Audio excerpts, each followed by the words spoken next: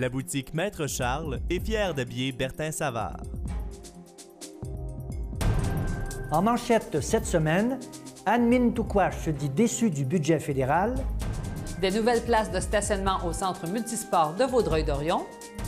Et prélancement réussi du documentaire La Baudette, une rivière m'a parlé.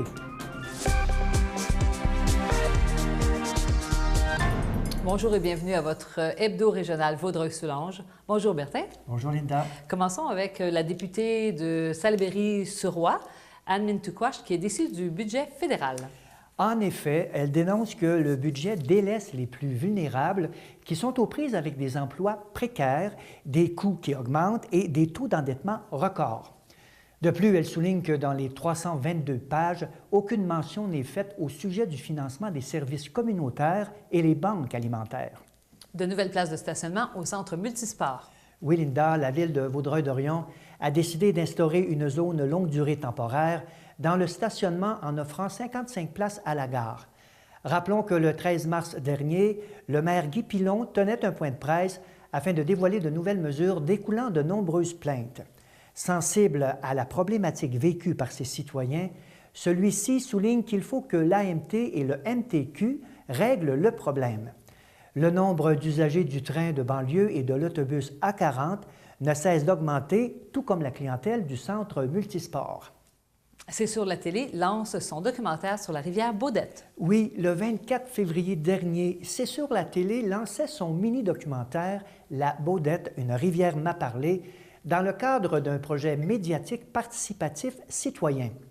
Véritable voyage au cœur de la région de Vaudreuil-Soulanges, le film permet de découvrir un pan du patrimoine, soit les rivières semi-urbaines et semi-sauvages de la région. Narré et écrit par Sébastien Roy, fondateur de Ventard, en collaboration avec Chantal Bédard, directrice générale de C'est sur la télé, le mini-documentaire permet de mieux capter la beauté du cours d'eau. À l'occasion de la Journée internationale de l'eau, le Conseil des bassins versants de Vaudreuil-Soulanges a présenté son plan directeur de l'eau. Oui, Bertin, l'organisme a été mandaté pour établir la gestion intégrée de l'eau par bassin versant en utilisant ce plan comme un outil central de concertation et d'orientation avec l'ensemble des acteurs de la région. L'organisme a profité de l'occasion pour annoncer la tenue de la 3e édition de la descente en canot-kayak de la rivière Baudette qui aura lieu le 22 avril prochain. Pourquoi on fait ce type d'événement-là? C'est que ça rejoint très bien la mission du Coba Vert qui, en partie, fait que nous voulons sensibiliser les gens à l'eau et aux rivières. Et puis, bien sûr, en redonnant accès au plan d'eau à la population, ça permet vraiment aux personnes d'explorer le territoire de Vaudreuil-Soulanges de façon assez unique. La ferme communautaire de Hudson dévoile son nouveau nom. Oui, Bertin, les initiateurs Rebecca et Loïc ont dévoilé avec enthousiasme le nouveau nom de l'organisme, la ferme communautaire Heartbeat. Rappelons que la ferme propose un modèle alternatif de distribution alimentaire de proximité. Les membres paient au début de la saison leur part de la récolte. Dès que la récolte commence, ils reçoivent à intervalles réguliers une partie de la production. Ainsi, l'agriculteur et consommateur partagent les risques et les avantages de cette production alimentaire. Le printemps annonce le retour des horaires d'été pour les écocentres de la MRC. Oui, Bertin, depuis le 1er avril, le réseau des écocentres de la MRC de Vaudreuil-Soulanges a changé d'horaire pour offrir davantage de disponibilité.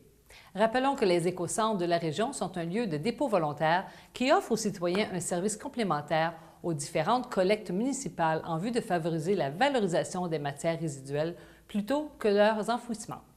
Les inscriptions pour la chasse au trésor de Saint-Lazare ont débuté. Oui, Bertin, les résidents inscrits pourront déposer tout article usagé et en bon état en bordure de rue afin qu'il soit recueilli gratuitement par les membres de la communauté. L'objectif de cet événement est d'encourager la réutilisation et le recyclage d'objets dans la communauté. L'événement aura lieu le samedi 22 avril de 8h à 20h. Le défi santé est de retour dans la région, notamment à Pincourt. Oui, la ville de Pincourt participera encore cette année au volet municipalité et famille du défi santé 530 Équilibre. Le lancement officiel a eu lieu le 30 mars dernier avec la marche du maire à l'Omnicentre en présence de Pain-Courtois qui revenait des Jeux du Québec d'Alma. Tout au long du mois d'avril, la Ville organisera des activités santé dans le cadre du défi. C'est le mois de la jonquille pour la Société canadienne du cancer. Oui, Linda, près de 17 000 fleurs fraîches ont été mises en vente par plusieurs dizaines de bénévoles dans les institutions bancaires, les marchés d'alimentation, les pharmacies et même les entreprises de la région. Le cancer est la première cause de mortalité au Canada. Et les préparatifs sont en cours pour la marche Bourassa-Boyer. Oui, les préparatifs vont bon train. Plus de 1000 marcheurs sont attendus pour la 6e édition de cet événement printanier au bénéfice de la Fondation de la Maison de soins palliatifs de Vaudreuil-Soulanges. La marche aura lieu au parc de la Maison Valois à Vaudreuil-Dorion le dimanche 7 mai prochain.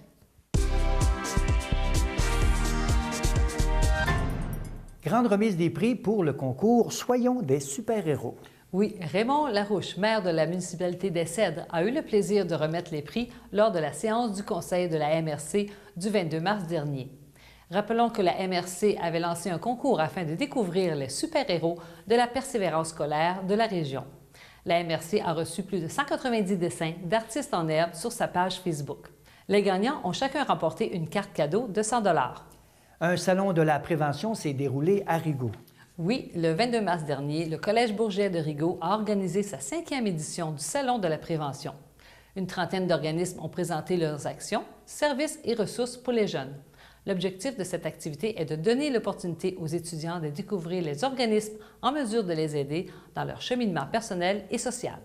Et toujours au Collège Bourget, des étudiants partiront pour la France dans le cadre d'une cérémonie spéciale. Oui, Bertin, le 6 avril prochain, 42 élèves du Collège Bourget s'envoleront pour l'Europe afin d'assister à la commémoration du 100e anniversaire de la prise de la crête de Vimy par les soldats canadiens lors de la Première Guerre mondiale. La crête de Vimy se trouve au nord de la France, à environ 175 km de Paris. Ce sont 9000 jeunes Canadiens qui seront sur place. La délégation du Collège Bourget sera la seule issue d'une école francophone du Québec. Le cinéaste André Desrochers présentait dernièrement son tout dernier documentaire. Oui, Le Fabuleux Marais a été présenté en avant-première le 23 mars dernier à l'Hôtel de Ville de la municipalité de Dundee. Des récits qui mettent en valeur de façon originale l'histoire et les richesses écologiques des marais de la Réserve nationale de la faune du lac Saint-François. Le film se promènera en France dans plusieurs festivals sur l'environnement pour revenir au Québec afin d'être projeté lors des Journées de la culture à l'automne. À noter que C'est sur la télé est l'un des partenaires du film. Il y a de nombreuses années, un rituel médiéval a secrètement été transporté jusqu'à la baie aux Grenouilles par les familles écossaises venues s'installer à Dundee. Un rituel qui pouvait changer la vie des jeunes filles à tout jamais. Dans le cadre de l'exposition Clic et déclic, une conférence sur la photographie avant l'ère numérique. Oui, Bertin, la série Matinée Art de vivre 2017 du Musée régional de Vaudreuil-Soulanges présentait le 31 mars dernier la photographie avant l'ère du numérique. Il s'agissait d'une visite commentée par Michel Morissette, suivie d'une conférence causerie du photographe professionnel Michel Laquerre. La prochaine conférence aura lieu le 28 avril prochain avec la photographe professionnelle Josiane Farran et le thème sera « L'art de capter l'Europe, son art, son architecture et sa vitalité ». Et on fête le Québec à la ville de Pincourt. Oui, le comité interculturel de Pincourt invite ses citoyens à découvrir notre belle province le 8 avril prochain dès 18 h à l'Omnicentre. Chaque année, le comité organise une soirée thématique mettant en vedette un pays ou une région, dans le but de faire connaître une nouvelle culture aux citoyens. Cette année, l'objectif est de célébrer le Québec à travers une soirée festive et rassembleuse. On fête l'heure du conte en pyjama pour la fête de Pâques à Vaudreuil-Dorion. Oui, les parents d'enfants âgés de 3 à 5 ans, membres de la bibliothèque municipale, sont invités à inscrire leurs tout-petits pour l'heure du conte de Pâques qui aura lieu le jeudi 13 avril à 19 h. L'animation, intitulée « Armande, la vache qui n'aimait pas ses tâches », est présentée par Animation Clin d'œil. Et l'Orchestre Avant du Suroît amorce sa campagne de financement 2017. Oui, pour continuer à mener à bien ses projets, l'orchestre a besoin d'appui généreux de tous les milieux sous forme de dons, de commandites et d'échanges de services. Depuis sa fondation en 2001, l'Orchestre Avant du Suroît connaît une progression constante dans les régions au grand bonheur du public friand de performances musicales basées sur l'excellence artistique. Et l'organisme Vantard poursuit ses projections au pavillon Wilson à Coteau-du-Lac. Oui, le 21 mars dernier, l'organisme présentait le film Wassesquin du réalisateur Steve Patry. En langue cri, Wassesquin est le mot qui désigne le moment où les nuages commencent à se dissiper après une tempête. Mais ici, on parle plutôt d'un établissement de réinsertion pour des hommes au passé criminel provenant de différentes communautés autochtones. Comme toujours, les spectateurs ont eu l'occasion de discuter de l'expérience du tournage du réalisateur à la fin de la projection.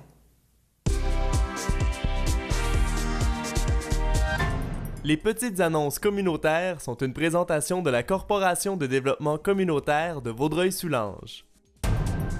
Une nouvelle offre de cours à la magie des mots, Bertin.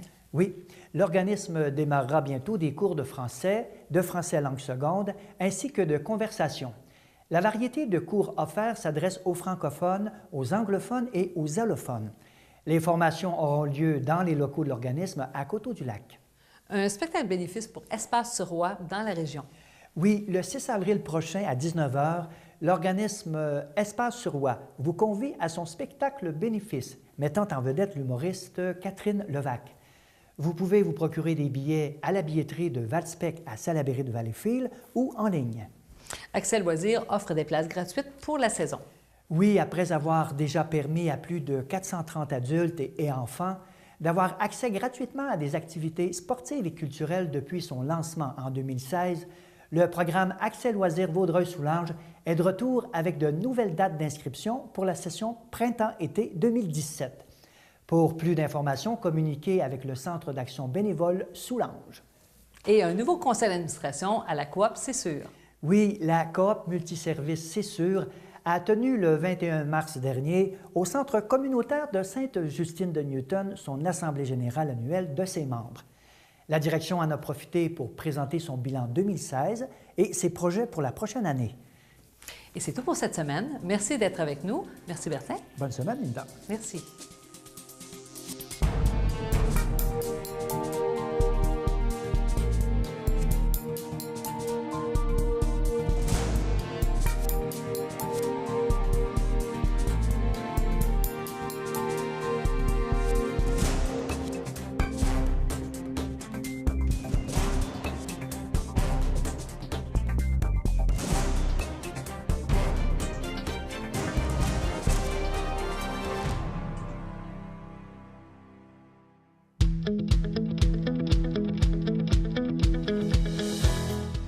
Sourire sans fin est un organisme sans but lucratif qui œuvre principalement auprès des familles et des personnes défavorisées.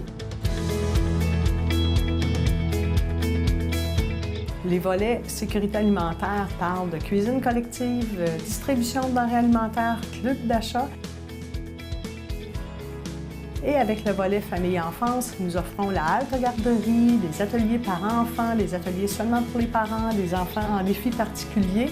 Alors, c'est un peu le résumé de notre grande action. Et depuis quelques années, nous avons décidé d'opérer une friperie, qui est le volet entreprise d'économie sociale de l'organisme. Alors, l'idée de partir la boutique du Bambin, qui a été longuement réfléchie par le conseil d'administration, était d'aider les familles en ce qui concerne l'habillement, les jouets, tout ce qu'un enfant de 0 à 6 ans et un peu plus peut avoir de besoin, peut nécessiter pour se développer. Et de plus, elle a toute la mission environnementale qu'on doit considérer dans une entreprise. On voit le développement durable, et bien on doit penser au lendemain et c'est ce qu'on fait avec la récupération de tout ce matériel pour les jeunes familles.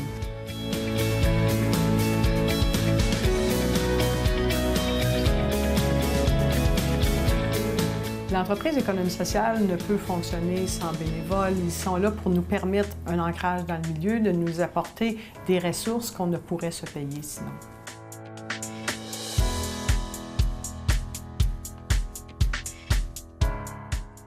Le bénévolat m'apporte en premier lieu l'occasion de sortir de chez moi, de rencontrer des gens. Après ça, ça m'apporte une certaine valeur où est-ce que je me sens utile et importante, surtout au niveau de ma communauté. Le volet d'entreprise d'économie sociale au sein d'un organisme communautaire permet à l'organisme une plus grande autonomie financière qui favorise le développement de différentes activités selon la mission de l'organisme et il génère des fonds. Alors, on crée de l'emploi en offrant des services à la population et d'un autre côté, les retombées économiques reviennent à l'organisme pour faciliter la réalisation de notre mission.